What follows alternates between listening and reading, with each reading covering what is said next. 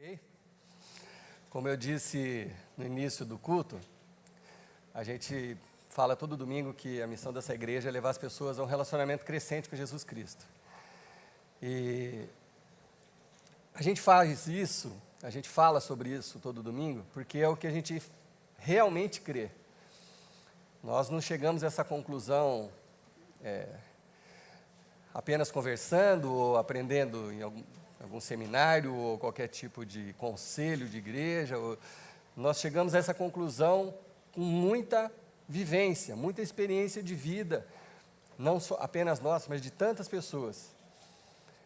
Nós chegamos a essa conclusão porque nós temos absoluta certeza de que a única esperança para nós, até em cima de tudo que o Daniel falou aqui, é Jesus habitando no nosso coração, transformando-nos de dentro para fora.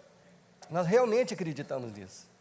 Então, não é uma coisa que a gente fala apenas por algum tipo de sabedoria humana, mas é algo que a gente tem experimentado, vivenciado. A vida não é fácil para ninguém, todos nós lutamos com algumas coisas, mas nós cremos de todo o coração que Jesus veio a esse mundo para fazer toda a diferença. Nós cremos que Jesus é o Filho de Deus, enviado de Deus, é o Deus encarnado que viveu aqui, curou paralíticos, cegos, ressuscitou mortos, e no ápice da sua vida aqui, Ele entregou a sua vida naquela cruz, morreu pelo meu pecado, pelo seu pecado, nos libertou dos nossos pecados, das nossas culpas, e Jesus ressuscitou. E Ele mesmo disse que Ele habitaria em nossos corações. Então, nós cremos nisso de uma forma tão forte, tão sincera, que é isso que a gente faz toda vez que a gente se reúne. A gente quer propagar isso, a gente quer que você também conheça isso, a gente quer que você se aproxime de Jesus, porque a gente só vê essa saída. Como bem disse o meu amigo Daniel, nada mais pode nos dar esperança além de Jesus. Assim. Você não confia nos políticos, você não confia na polícia, você não confia nem no seu patrão. A gente vive num mundo difícil, onde a confiança está abalada. Então, em tudo isso, a única coisa que a gente sabe que a gente pode contar é com o que a gente aprende com a Bíblia, com os ensinamentos de Jesus. Porque se aplica, eles funcionam. Quando você coloca eles em prática na sua vida, eles funcionam. Mas aí entra uma pergunta clássica, que talvez já tenha passado pela cabeça de vocês. Como que eu cresço no relacionamento com Jesus Cristo? Ou uma outra pergunta, como que eu sei que eu estou crescendo? Eu estou vindo na igreja, eu me converti, eu fui batizado, eu estou na igreja há 6 meses, como é que eu sei que eu estou crescendo? Ou eu estou na igreja há 10 anos, como é que eu sei que eu continuo crescendo? Então, para responder essas perguntas é que nós vamos fazer essa série. E eu espero que até o final a gente não só compreenda, mas viva isso. Porque nós vamos apresentar para vocês 5 coisas que Deus usa para fazer a nossa fé crescer. E eu quero começar falando com vocês da importância desse crer, da importância da fé. Porque é isso que faz toda a diferença.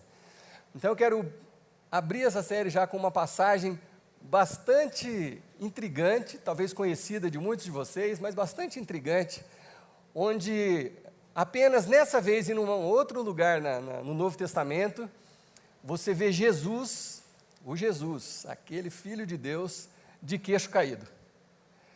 Falando, uau! Você imagina Jesus falar para você assim, uau! Né? O que você pode fazer para despertar isso em Jesus? Né? Das poucas vezes que Jesus ficou realmente admirado, 2 delas nós vamos conferir agora com vocês. Então já vamos direto para o que diz a palavra em Mateus, no capítulo 8, e eu vou dizer o contexto do que estava acontecendo aqui. Jesus tinha acabado de fazer o Sermão da Montanha, daí ele foi a caminho de Cafarnaum, e aí naquele trajeto a Cafarnaum, Jesus estava com os discípulos, alguns leprosos vieram na direção de Jesus, e um leproso em especial falou assim, Jesus, eu sei que se você quiser, você pode me curar. Você se incomodaria de me curar? Jesus falou assim: claro que não, eu quero ser curado. E aí na frente de todo mundo que estava caminhando com Jesus, um cara leproso, com sequelas, com visíveis da lepra, foi restaurado na frente de todo mundo. A lepra dele foi embora, ele foi curado. Aí a Bíblia diz que as pessoas ficaram muito admiradas. E isso era muito comum na vida de Jesus. Porque você imagina, gente, vamos trazer a coisa para o nosso dia a dia. Você conhece alguém que, sei lá, que não enxerga desde o nascimento. Eu tenho um amigo muito querido que nasceu cego. E eu conheço ele há muitos anos. Está beirando uns 30 anos que eu conheço ele. Você imagina se, após uma oração, após uma entrega, acontece um milagre e ele passa a enxergar. Aquilo vai ser um susto muito bom, uma coisa maravilhosa, né? Diante do seu, você sabe que aquela pessoa tem aquele histórico e você, a partir dali, ela está enxergando, ela está andando, ela está curada de uma doença, e a gente vê essas coisas acontecendo mesmo nos dias de hoje. Então, era normal isso na vida de Jesus, as pessoas ficarem admiradas com o que Jesus fazia.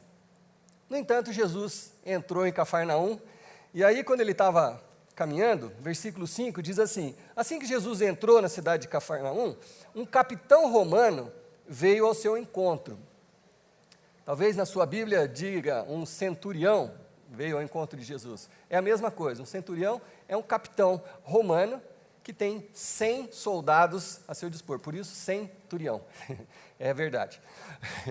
Então, ele era um capitão romano. Isso é muito importante, essa informação, porque ele não era do povo de Deus, ele não era judeu, ele não seguia os ensinamentos do judaísmo, não respeitava as leis, ele era um romano. E judeu, até cristão, tinha raiva de romano, porque os romanos oprimiam os judeus, né? Tiravam todo o dinheiro, impostos altíssimos, judiavam, mandavam matar por qualquer coisa. Então, Jesus fez questão de dizer que ele era um capitão romano. E esse capitão, ele estava muito aflito, diz o versículo. E ele diz assim: Senhor, o meu criado está doente e ele não consegue andar, ele sente dores terríveis. Em algumas versões diz que ele estava paralítico, estava paralisado, talvez por um acidente ou por uma doença. Esse era o contexto da situação que o capitão veio apresentar para Jesus. E aí ele pediu para Jesus se Jesus podia fazer alguma coisa, e Jesus disse para ele assim: pode deixar, eu vou até lá curá-lo. Como Jesus tinha acabado de fazer com o leproso. O senhor pode me curar? Claro, posso. Está curado. Bom, eu sei que no contexto aqui, nessa hora, quando Jesus falou que ia lá ainda na casa do soldado, do capitão romano, os discípulos, né, Pedro, que era mais esquentadinho, falou: Jesus vai perder tempo com um romano, sendo que tem tanto judeu, israelita, tanta gente aqui necessitada, né? Eu acho que eles torceram o nariz. Mas Jesus falou: não, deixa comigo que eu vou lá. Mas aí, a cena muda radicalmente. Radicalmente.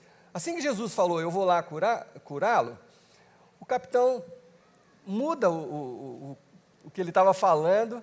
Parece que o criado até perdeu a importância, porque ele muda a cena completamente. Ele fala assim para Jesus: não, Jesus. Na versão da mensagem é assim. Ele fala: não, Jesus, protestou o capitão. Eu não quero que o senhor tenha todo esse trabalho de ir até lá na minha casa. Basta uma ordem sua e o meu criado ficará bom. É isso que o capitão falou para Jesus.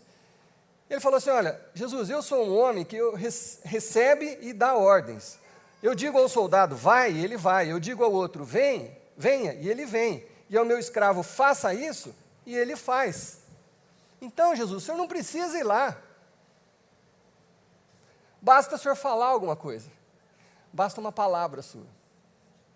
E aí, nessa hora, Mateus, que está narrando essa cena, ele fala assim, que Jesus ficou surpreso.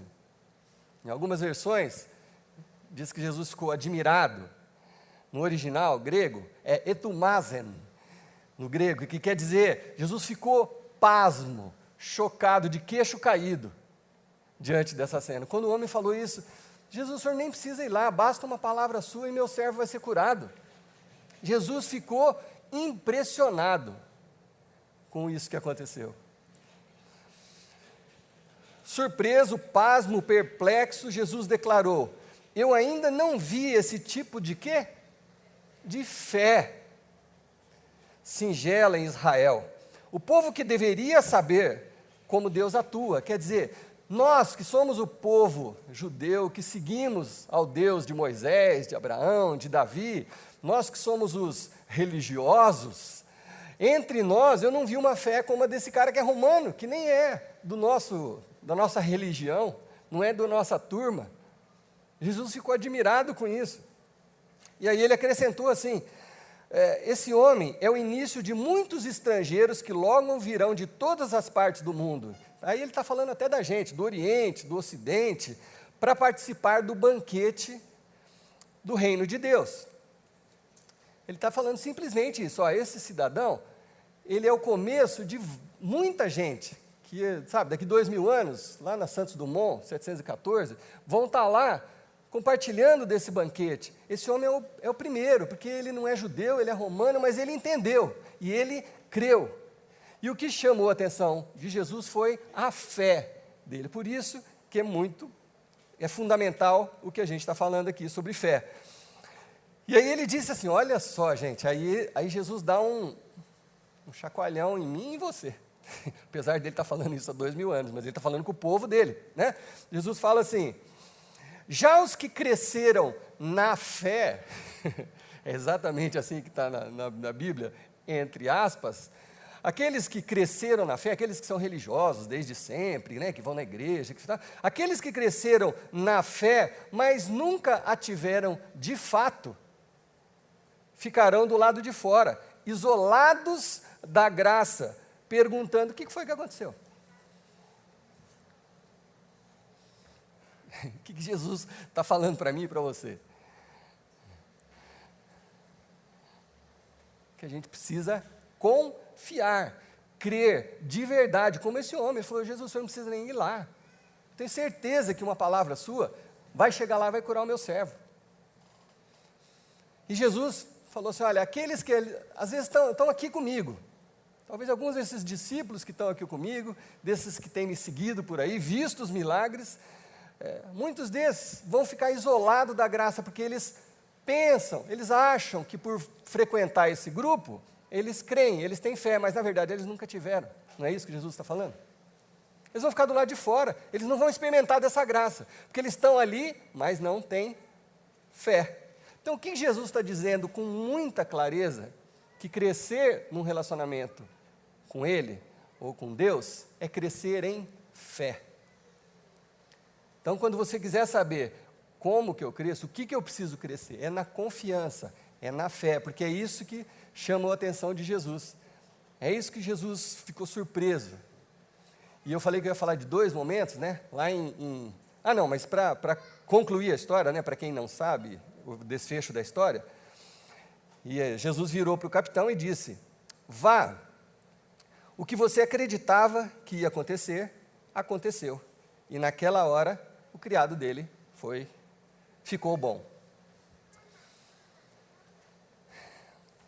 A outra vez que Jesus ficou admirado, etalmazan, pasmo, foi relacionada com fé. Está lá em Marcos 6, a gente não precisa ler os versículos, mas foi lá em Marcos 6, quando Jesus estava falando na sinagoga, e aí vieram os religiosos e estavam admirados com o que Jesus compartilhava, com a sabedoria de Jesus, e aí eles falaram assim: mas peraí, isso aí não é o Jesus, filho do Zé lá, o carpinteiro, filho da Maria, irmão do Tiago? A gente não conhece as irmãs dele, né? Talvez dependendo do background que você tenha de religião, você até estranha esse versículo, mas está lá em Marcos: Jesus tinha irmãos e irmãs, né? Não é aquele sujeitinho lá, o filho do carpinteiro? Com que autoridade que ele acha que está falando tudo isso aí? E aí, diz assim, Jesus falou assim: olha, apenas na sua comunidade, na sua família, é que um profeta não tem honra, né, diante dos seus. Às vezes, todo mundo conhece, a fama, a honra e tudo, mas os seus parece que não dão aquela importância. E Jesus ficou admirado com a falta de fé desse povo. É o mesmo termo grego que está na sua Bíblia, a mesma coisa. Jesus ficou pasmo com a falta de fé daquele povo. Então, fica muito claro para a gente que o que a gente precisa crescer, quando a gente fala em crescimento espiritual, a gente precisa crescer em confiança, crescer em fé. É isso que a gente faz. Bom, como seria a sua vida?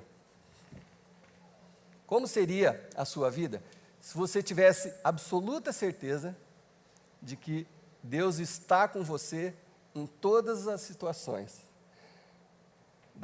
as boas, as ruins e as péssimas? Como seria a sua vida se você tivesse absoluta certeza que Deus está com você? É uma pergunta que qualquer religioso aqui presente, nós todos somos religiosos também, né? Mas qualquer um responderia rápido: mas eu tenho a confiança que Deus está comigo em todas as situações. A gente talvez responda rápido isso, né? Até para impressionar, para a pessoa do lado. Você manda um amém ali, a pessoa fala: ó, esse aqui tem certeza. Mas se a gente espremer mesmo, se a gente apertar, se a gente for ver o dia a dia, as crises, as separações, os relacionamentos, finanças, se a gente for apertar mesmo, será que a gente tem absoluta certeza de que Deus está com a gente, seja qual for a situação? Como seria a sua vida se você tivesse essa certeza? É disso que nós estamos falando. Quanto mais você cresce nessa certeza, na confiança, na fé que Deus está com você em todas as situações, desculpa, quanto mais você crê nisso, mais você conhece a Deus e melhor você vive. Porque você vai tendo essa segurança. Você enfrenta um problema, uma dor muito grande, fala: ó, caramba, isso aqui está me quebrando, quebrou minhas pernas, me deixou caído. Mas eu tenho certeza que Deus está comigo. Eu não estou vendo, está escuro, está doendo, está esquisito, estão falando mal de mim, estão me ameaçando mandar embora, está esquisito. No meu grupo ali, parece que as pessoas já estão me olhando esquisito, está tudo esquisito, mas eu tenho absoluta certeza que Deus está comigo. Imagina como seria a sua vida, se você pudesse crescer ao ponto da sua fé, te dar essa absoluta certeza em qualquer situação. Por isso é tão importante crescer no relacionamento com Jesus Cristo. Por isso que Jesus disponibilizou maneiras da gente crescer em fé e na confiança em Jesus Cristo. Bom, a primeira das 5 coisas que a gente vai compartilhar com vocês nesses dias, que são coisas que Deus usa para fazer a nossa fé crescer. E eu quero, antes de falar especificamente, dizer que, assim, você não vai achar isso na Bíblia, tá? Se você procurar lá nos Evangelhos, você não vai achar, assim, em Mateus, as 5 coisas que Deus usa, né? Os 5 passos para você ter fé em Deus. Não é isso, tá? Não é isso. Mas depois de anos, né, estudando, não só eu estudando, mas esses dias eu estava compartilhando com alguns líderes daqui da igreja, e a gente falou sobre esse livro aqui, ó. Esse livro aqui, por exemplo, é um livro de 2007, é uma pesquisa feita nos Estados Unidos, na igreja do Bill Hybels, que é a Willow Creek, que é uma igreja gigantesca, que eles observaram que a igreja crescia muito em números, tinha muita gente, aí eles quiseram investigar para saber se as pessoas estavam crescendo, amadurecendo no conhecimento de Jesus Cristo. Então eles fizeram uma pesquisa profunda, assim, conversaram com milhares de pessoas, com diversas perguntas, analisando para saber o que estava acontecendo, como que as pessoas cresciam, o que as ajudava a crescer, o que as atrapalhava de crescer. Então fizeram essa pesquisa. E o dia que eu compartilhei isso, a Tati achou esse livro em português também. Então, eu acho que até a gente tem aí. Em português chama Descubra Onde Você Está. Tá? Então, se você tiver interesse, compre lá o livro para você ler. E nessa pesquisa, eles ficaram surpresos com a resposta, porque eles imaginavam que, assim, eles gastavam milhões de dólares em programações da igreja, que lotava de gente, tudo, e quando eles foram descobrir na pesquisa o que realmente fazia as pessoas crescer, não tinha a ver com tanto investimento, mas tinha a ver com investimento pessoal. Em resumo, né, não vou atrapalhar, não vou dar spoiler nesse livro, mas se eu fosse resumir esse livro, ele fala assim, olha, quem quer crescer, cresce. Depende de um empenho seu crescer. Nenhum pastor, nenhum presbítero, nenhum líder de GA, ninguém faz você crescer. A Bíblia diz que é o Espírito Santo que dá o crescimento ao homem. Mas a gente, como igreja, como comunidade, a gente é limitado. A gente oferece ferramentas. Mas se você não se empenhar em colocá-las em prática, não vai acontecer. Você vai continuar patinando. Você vai passar 10 anos na igreja e vai sentir que a sua fé ainda continua menor do que um grão de mostarda. Porque se fosse do grão de mostarda, você falava para aquela montanha, ó, vai daqui para lá, e ela iria. Então você passa um tempo na igreja e não amadurece. É isso que Jesus falou agora há pouco, em Mateus 8. Às vezes as pessoas estão ali, mas não estão crescendo. Então, depende de você querer crescer, depende de você se dedicar a isso. E eu, nessa conversa que eu tive com os líderes, eu me lembrei do tempo que eu era professor de música, e por muitos anos eu dei aula de música, e eu citei esse exemplo para eles. Numa época eu dava aula de guitarra, tinha 36 alunos, eram 36 horas, um aluno atrás do outro, assim. Então eu dei um exemplo assim, fictício, mas assim, real, fictício a forma como eu montei ele. Eu dava uma aula às 2 horas da tarde para um aluno e dava outra aula às 3 horas da tarde para um aluno. Eu dava a mesma aula, era o mesmo professor, usava os mesmos exemplos, o mesmo material, e no final de 6 meses ou de um ano, um dos dois estava tocando muito bem, o outro estava no mesmo jeito. Ainda estava patinando nas primeiras coisas. Então isso me fez refletir uma coisa, ó, talvez o problema não seja eu.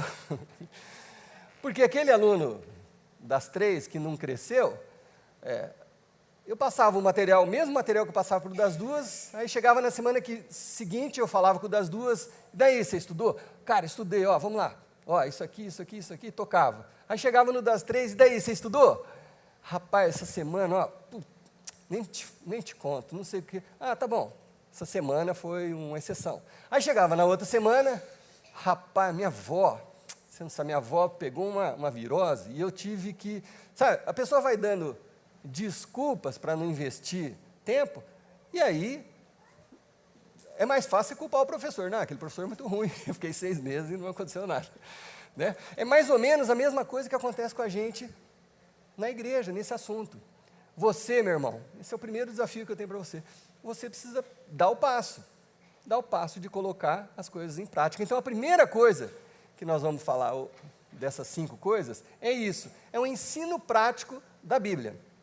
Isso é uma primeira ferramenta que Deus usa para que a sua fé possa crescer. E essa ferramenta, Deus trabalha muito através dos líderes da igreja, dos ambientes das igrejas, e eu estou falando de um modo geral, de toda a igreja, né? Mas eu venho aqui todo domingo, Marcelo vem aqui alguns domingos também, outros convidados vêm aqui, compartilham com vocês o recado que Deus tem para nós, para todos nós. Quando Marcelo pode confirmar ali, por favor confirme, senão vai ficar ruim para mim, mas a gente quando prepara uma pregação, a gente prepara para a gente também, a gente não está falando assim, vou falar para aquele sujeito, fulano vai na igreja, vou fazer uma pregação, não, a gente prega para nós, não é verdade, Marcelo? Você começa pensando nas suas dificuldades e tudo, então, isso é para todos, então você vem e compartilha uma verdade bíblica que é para todo mundo. Da mesma forma que agora, nesse minuto que a gente está aqui, ali embaixo, alguns dos nossos voluntários maravilhosos estão compartilhando com os pequenininhos, de 3, 4, 5, 6, 7, 10 aninhos, estão compartilhando com eles verdades bíblicas. E aí a gente faz o melhor que a gente pode. mas as pessoas só vão crescer se elas colocarem em prática o que está sendo feito, o que está sendo falado, né? É isso que é a diferença. Então, na igreja a gente tem ponto de partida, tem GA, tem várias opções, mas isso só vai funcionar se você se empenhar em fazer isso funcionar. Então, eu tenho uma frase que eu gosto muito, eu já falei aqui uma vez, há muito tempo atrás, ninguém nem vai lembrar, que quem ouve, esquece, quem vê, lembra, quem faz, sabe. Alguns talvez se lembrem dessa frase. Aquela pessoa que ouve só alguma coisa, ela acaba esquecendo. Mas aí quando você ouve e vê, visualiza, tem coisas que ajudam a sua memória, você se lembra. Mas você sabe alguma coisa mesmo quando você faz. Aí você mostrou que você sabe. Enquanto você não coloca em prática, não faz, você não pode dizer que sabe. Enquanto for só teoria, só conhecimento, se não tiver prática, você ainda não sabe de verdade, né? Então, eu faria uma pergunta para aqueles que tiveram aqui na série passada, na semana passada, na pregação de encerramento daquela série. Não levantem a mão, e eu tenho certeza que eu vou fazer essa pergunta, alguns poderiam levantar as duas mãos. Mas eu não vou pedir isso porque eu não quero que ninguém se sinta constrangido. Mas a pergunta seria, quem daqui que esteve na série passada, esteve aqui domingo passado, colocou em prática essa semana o diminuir a ansiedade, né? Como eu falei, se livrar da ansiedade, ou mudar o seu pensamento, ou então ser grato, generoso. Quem que tentou, durante essa semana, deixar de lado a ansiedade, confiando em tudo aquilo que a gente falou, que Jesus nos ensina, tentou mudar a mente, você não acreditava mais, você passou a acreditar, e você exerceu isso. Na segunda-feira, na terça-feira, se acordou sendo mais grato. Eu tenho absoluta certeza, se eu fizesse essa pergunta para valer, muitos aqui iam ser sinceros e iam falar, cara, eu fiz e deu muito certo. Mas alguns vão falar assim, rapaz, minha avó, essa semana, teve uma virose. Não é verdade, gente? Eu estou tentando ser transparente com vocês. É verdade. Aí você vem aqui de novo, né? Você está aqui de novo hoje para receber mais uma palavra. E aí você tem a semana toda, e aí vai furar o pneu do carro da sua avó, sei lá. Se você não colocar em prática, se você não viver isso, não serve de nada, você não vai crescer. Você vai passar 10 anos na igreja e vai ficar no mesmo lugar. Ao passo que, se você fizer a sua parte, se esforçar para colocar em prática, Deus responde. Deus, quem busca, acha. A gente fala isso o tempo todo.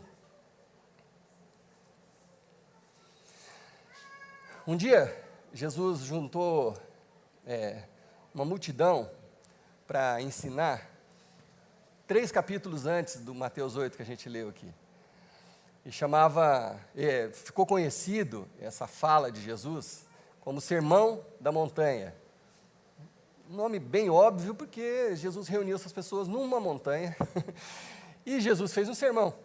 Então, né, pessoas brilhantes falaram, que tal chamar isso de Sermão da Montanha? Então chama Sermão da Montanha.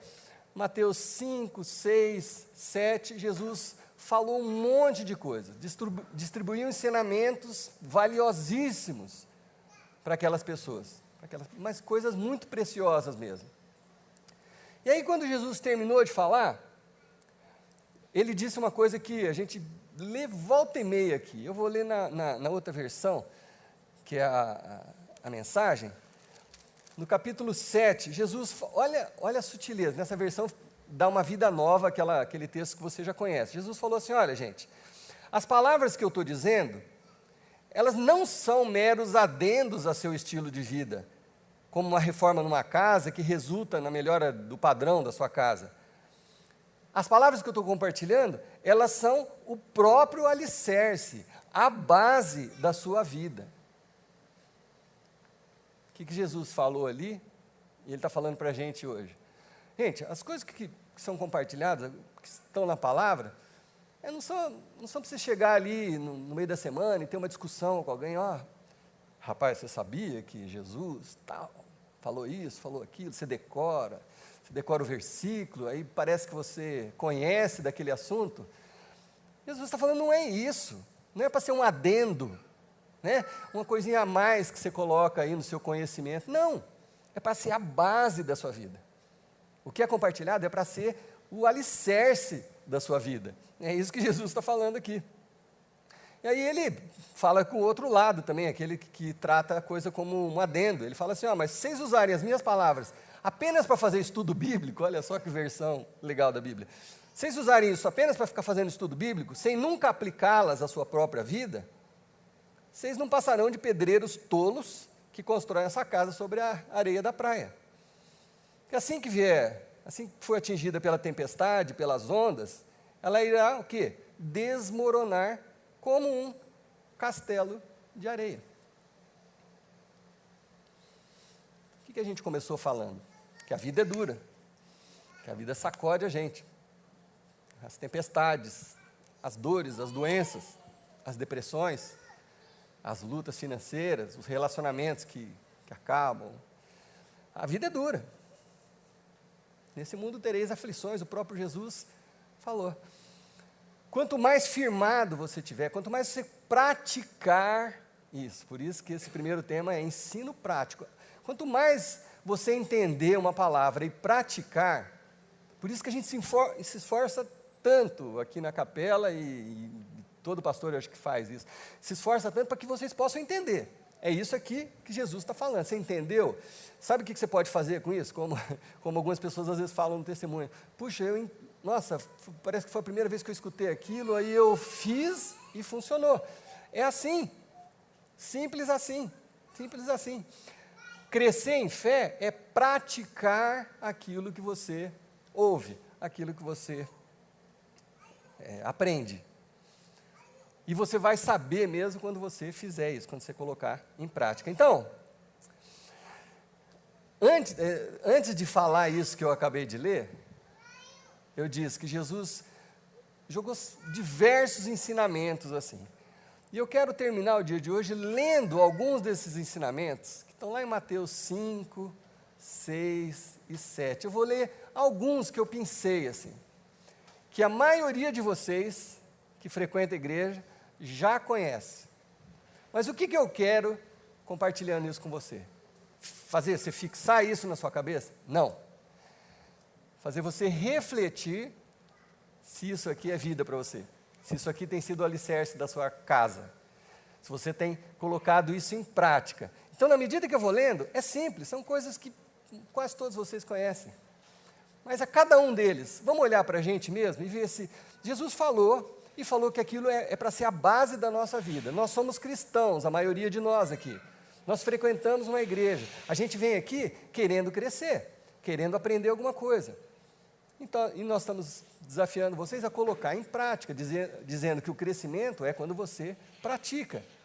Então, olha lá, Mateus 5, Jesus falou assim, vocês serão abençoados são vocês que se contentam com o que são, nem mais, nem menos. Aí, eu olho para mim mesmo, você olha para você mesmo, será que eu me contento com o que eu sou? Com o que eu tenho? Será que ou eu fico olhando sempre para fora, querendo ter mais, querendo ser outra pessoa, querendo ter o nariz daquela, querendo ter o corpo daquela, ou o poder daquele, ou o emprego daqueles? Ou será que eu entendi isso que Jesus falou e eu estou praticando? Será que eu estou vivendo contente? Se eu não estou vivendo contente, eu tenho coisa para fazer, eu tenho tarefa para fazer essa semana, de uma coisa que eu já sabia, mas eu não estou fazendo isso, não tem sido assim. Ou então, ele fala assim, abençoados são vocês que se preocupam com o bem-estar dos outros, porque na hora que vocês precisarem de ajuda, também receberão cuidado. Vocês estão preocupados? Vocês não, nós, tá? Eu estou sentado aí com vocês, da mesma forma. Será que a gente está preocupado com o bem-estar dos outros? Ou a gente tem vivido as nossas vidas pensando só na gente? Só o que a gente vai conseguir lucrar, acumular, ter prazer com, vivenciar. Responda para o seu coração. Se você não tem feito isso, talvez você vai demorar para colher os resultados das promessas de Jesus, porque confiar em Deus é confiar que Deus é quem a Bíblia diz que Ele é e que Ele cumpre as suas promessas. Essa que é o grau de confiança que a gente tenta adquirir, que a gente precisa adquirir. Confiar que Deus é quem Ele diz que é e que Ele faz aquilo que Ele prometeu que vai fazer. Então, se a gente não está vivendo isso, a gente precisa colocar o nosso mundo em ordem. Ou então, Jesus diz assim: abençoados são vocês que puserem em ordem o seu mundo interior, com a mente e o coração no lugar certo, mais ou menos o que a gente falou semana passada, mudança de pensamento. Assim vocês poderão ver a Deus no mundo exterior. Uma vez que você colocou o seu mundo interior em dia, mudou o seu pensamento, creu, você vai ver resultados no seu mundo exterior. Está claro isso? É claro, é fácil de entender isso? Sim ou não? Não, não é, porque quase ninguém respondeu. É fácil de entender isso? Sim? Eu vou explicar de novo, pelo jeito não. Ó, se vocês puserem em ordem o seu mundo interior, com a mente e o coração no lugar certo, o que vai acontecer? Vocês vão poder ver Deus no mundo exterior, isso influenciar o externo. Amém? O que a gente tem que fazer? Praticar, organizar o nosso mundo interior. Vocês conhecem, Jesus falando, vocês conhecem o mandamento antigo, não matarás? Pois eu afirmo que qualquer um que guarde rancor de um irmão é culpado de assassinato. Temos algum assassino aqui? Amém? Levanta a mão. Alguém aqui está guardando rancor? Se você está guardando rancor, ou você não entendeu, ou você não praticou. E se você não praticou, você não pode cobrar de Deus. Ah, Deus, poxa vida, por que isso aconteceu comigo? Deus vai falar, cara, você está vivendo? O alicerce da sua vida é isso que eu estou ensinando aqui através de Jesus? Se você não está vivendo isso, como é que você vem cobrar de mim? Cobre de si mesmo. Então, faz do seu jeito. Seu jeito vai dar certo? Faz do seu jeito. Deus não fala com essa frieza que eu estou falando, mas Ele fala isso cheio de amor. Você quer fazer do seu jeito? Faz do seu jeito. Você quer fazer do meu jeito? É assim. Aí você vai experimentar mudança no seu mundo exterior. Vamos adiante. Eu não vou ler tantos versículos, mas mais alguns. Esse é outro ditado antigo que merece a nossa atenção. Olho por olho, dente por dente.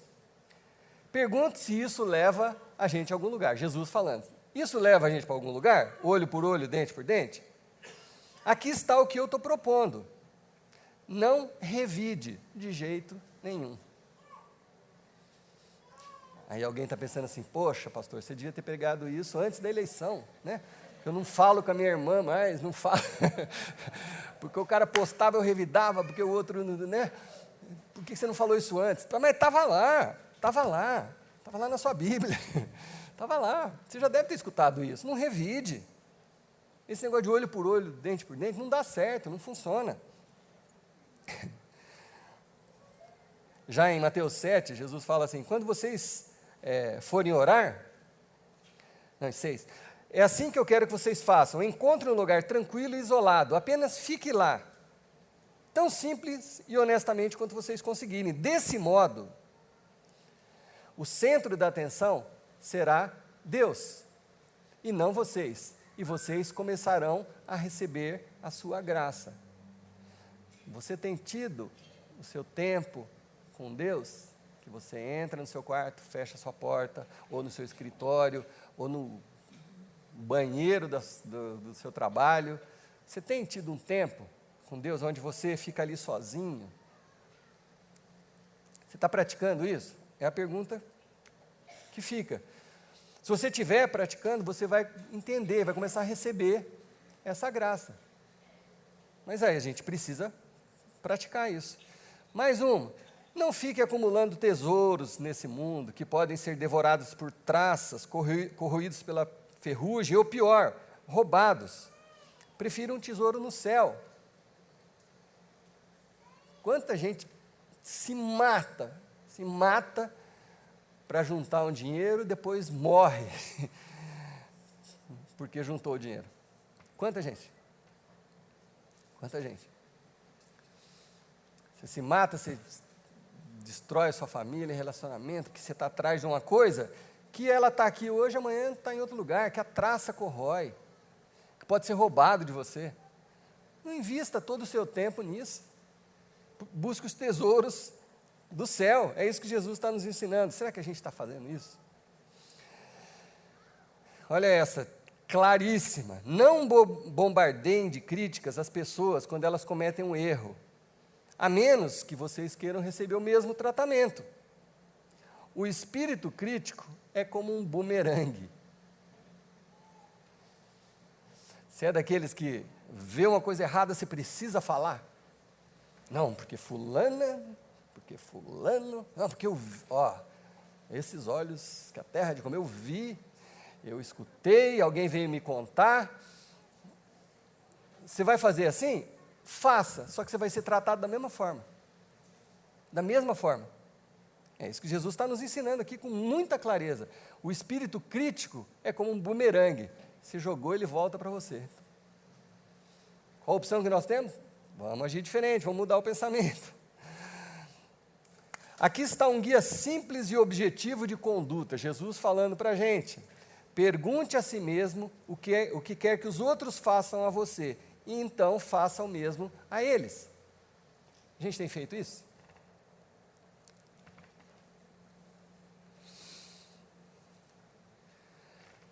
Gente, o ensino prático da Bíblia é uma das 5 ferramentas que Deus usa para fazer a nossa fé crescer.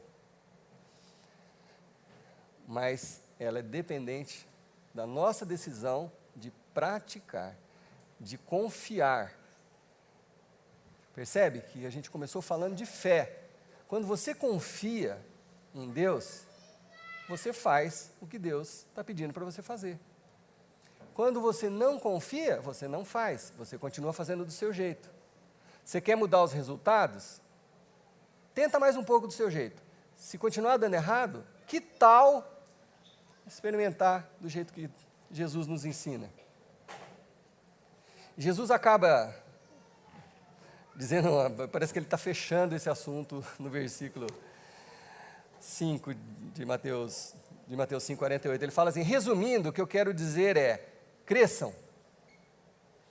Vocês são súditos do rei. Tratem de viver como tais. Vocês não são estrangeiros, vocês são o povo de Deus. Tratem de viver como tais. Assumam a sua identidade criada por Deus. Sejam generosos uns para com os outros, pois Deus age assim com vocês. Amém? Não é difícil de entender, gente. Não é difícil. Mas a gente não pode ir embora achando que as coisas vão acontecer sem que a gente se debruce nisso, sem que a gente busque esses resultados, busque fazer o que Jesus está nos ensinando. Não adianta a gente querer resultados diferentes se a gente não estiver fazendo como Deus ensinou. Resultado diferente a gente já está, ruim a gente já está tendo. Então por que não tentar, finalmente, do jeito de Deus? A obediência é um grande sinal de crescimento. Você quer saber se você está crescendo? Veja o tanto que você está obedecendo ao que a Bíblia ensina. Quanto mais obediente você é ao que Deus mostra para você, mais você cresce. E você sente crescendo.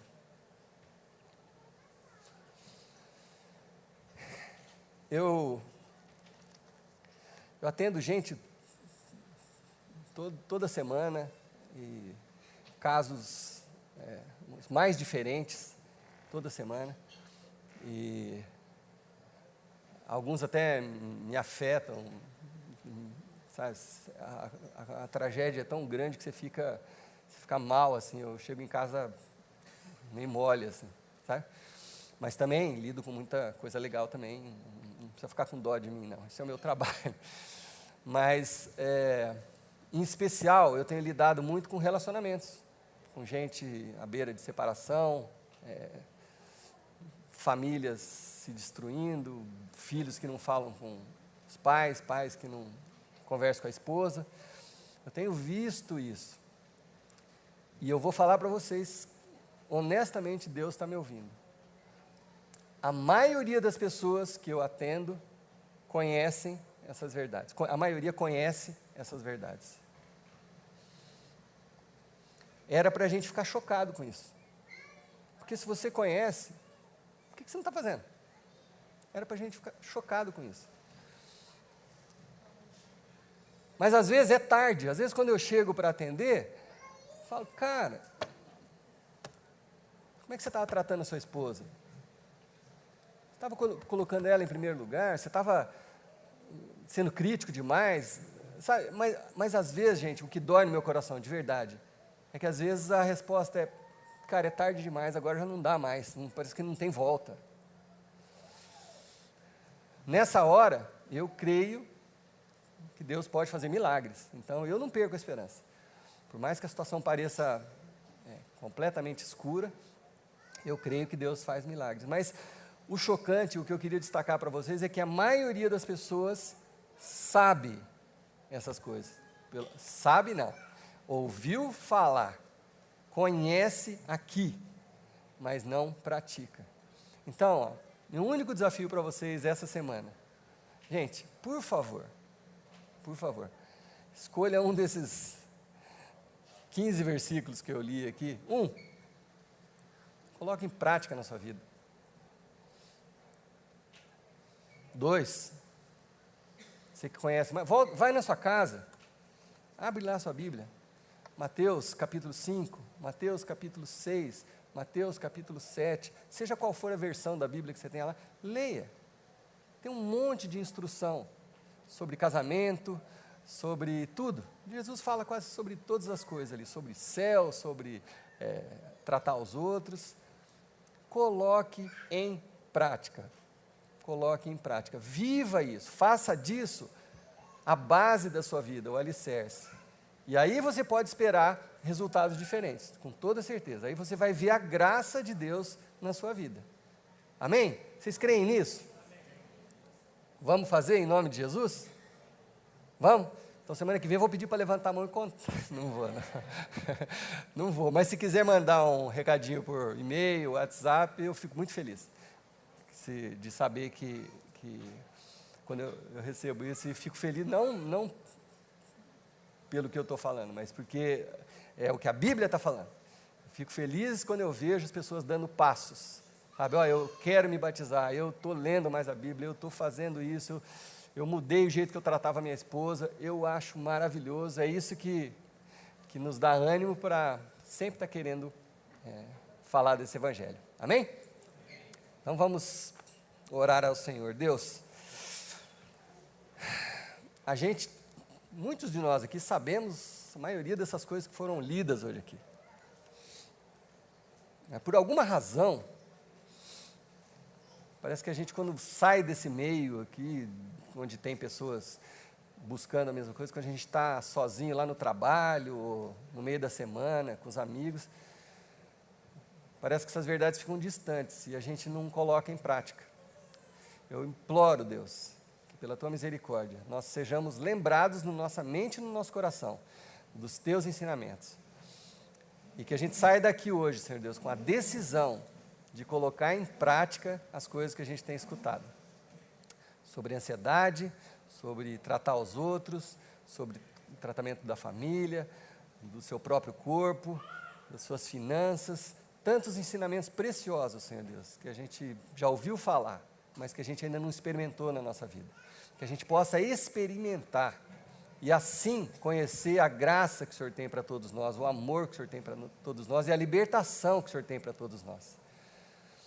Eu faço essa oração em meu nome, em nome de todos os meus irmãos que estão aqui, para que o Senhor nos ouça, nos ajude, nos dirija nessa nova vida, nesse novo pensar. E nós clamamos isso pelo nome precioso do Senhor Jesus Cristo, que morreu por nós e que deu a sua vida para que essas verdades fossem verdades nos nossos corações. Em nome de Jesus, amém. Amém. Uma excelente semana. Semana que vem a gente vai falar de outras coisas que Deus usa. Venha, traga um amigo seu. Whatever may pass and whatever lies before.